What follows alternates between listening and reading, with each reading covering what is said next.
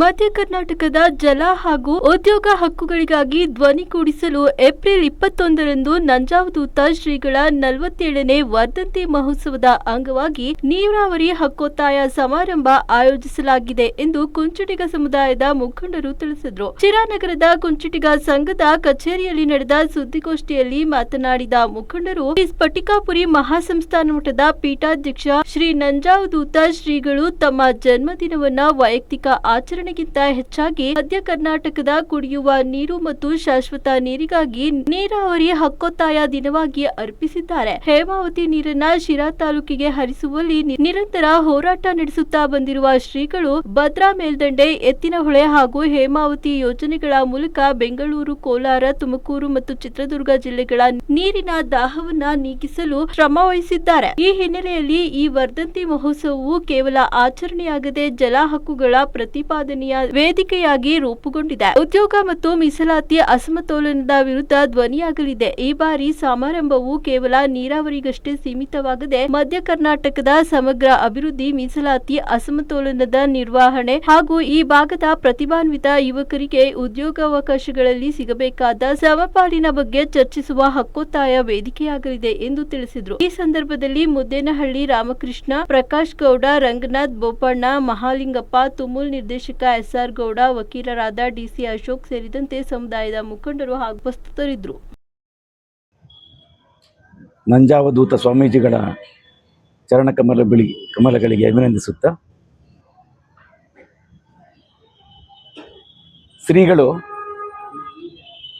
ತಮ್ಮ ಹುಟ್ಟುಹಬ್ಬವನ್ನು ಹೋರಾಟದ ಸಂಕೇತವಾಗಿ ಪ್ರತಿ ವರ್ಷ ಆಚರಿಸ್ಕೊಂಡು ಬರ್ತಿರೋದು ನಮ್ಮ ತಾಲ್ಲೂಕಿಗೆ ಮತ್ತು ನಮ್ಮ ಅಕ್ಕಪಕ್ಕದ ಎಲ್ಲ ತಾಲ್ಲೂಕುಗಳಿಗೆ ಹೆಮ್ಮೆಯ ವಿಚಾರ. ಹಾಗೆಯೇ ಹೋರಾಟ ಹೇಗಿರಬೇಕು ಅಂದರೆ ಸಮಾಜಮುಖಿಯಾಗಿರಬೇಕು ಅನ್ನೋದನ್ನು ಗಮನದಲ್ಲಿಟ್ಟುಕೊಂಡು ತನ್ನದೇ ಆದ ವಿಶಿಷ್ಟ ರೀತಿಯಲ್ಲಿ ತಾರ್ಕಿಕ ಚಿಂತನೆಯನ್ನು ಮಾಡುತ್ತಾ, ಆಲೋಚನೆಯನ್ನು ಮಾಡುತ್ತಾ ಸಮಾಜದ ಸರ್ವಾಂಗೀಣ ಅಭಿವೃದ್ಧಿಗೆ ಪೂರಕವಾಗಿ ರೂಪಿತವಾಗಬೇಕು ಅಂತಂದರೆ ಅಂತಹ ಸನ್ನಿವೇಶಕ್ಕೆ ಸೂಕ್ತ ವೇದಿಕೆ ಇದಾಗಬೇಕು. ಸರ್ವಾಂಗೀಣ ಅಭಿವೃದ್ಧಿಗೆ ಕೃಷಿ ಬೆನ್ನೆಲುಬು.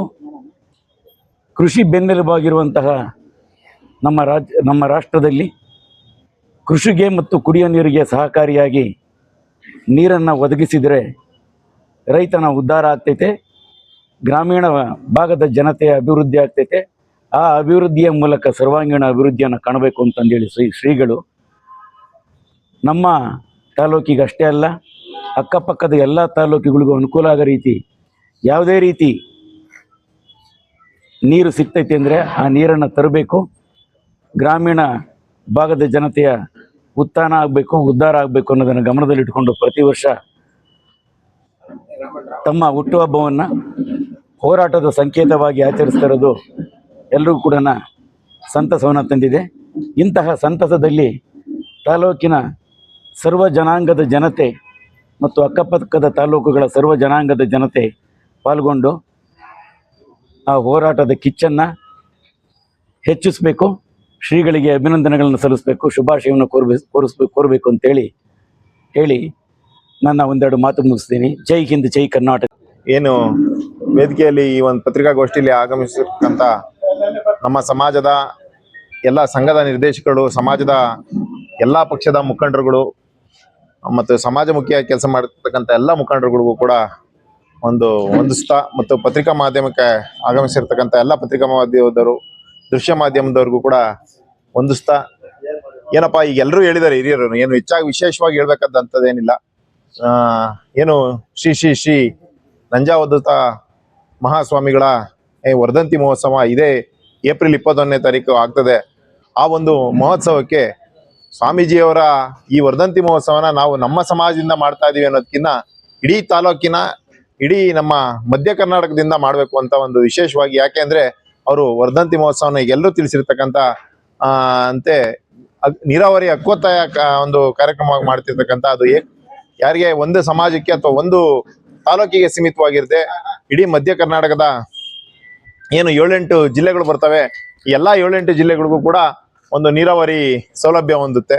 ಇದಕ್ಕೆ ಎಲ್ಲರೂ ಪ್ರೇರಣೆಯಾಗಿ ಎಲ್ಲರೂ ಸ್ವಲ್ಪ ಇನ್ನೂ ಹೆಚ್ಚಿನ ಸಂಖ್ಯೆಯಲ್ಲಿ ಸೇರಿ ಅವರ ಒಂದು ಹಕ್ಕೊತ್ತಾಯ ಹೋರಾಟಕ್ಕೆ ನಾವೆಲ್ಲರೂ ಕೂಡ ಶಕ್ತಿ ತುಂಬಾನ, ನಾವೆಲ್ಲರೂ ಅದರಲ್ಲಿ ಭಾಗವಹಿಸೋಣ ಅಂತ ಹೇಳಿ ನನ್ನ 2 ಮಾತು ಮುಗಿಸ್ತೀನಿ.